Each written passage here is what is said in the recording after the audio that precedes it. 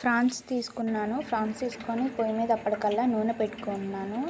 ఫ్రాన్స్లో మిక్స్ చేసుకోవడానికి బియ్యం పిండి 1 స్పూను ఉప్పు వేసుకున్నాను. తర్వాతకి కారం వేసుకొని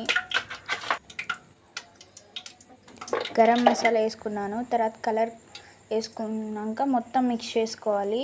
మిక్స్ చేసుకున్నాక ఒక 5 మినిట్స్ అట్లా పెట్టుకోవడానికి ఉంచుకోవాలి.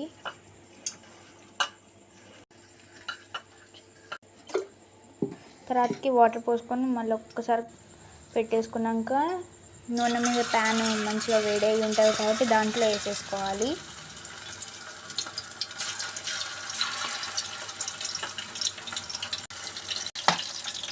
వేసుకున్నాక ఒక 10 మినిట్స్కి దాన్ని ఒకసారి కలుపుకోవడం కానీ లేకపోతే 5 మినిట్స్కి కలుపుకోవాలి.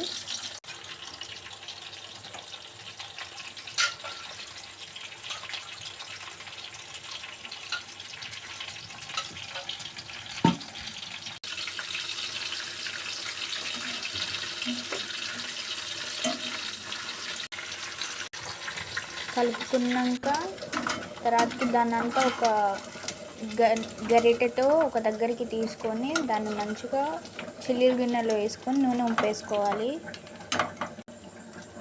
పకోడీ రెడీ.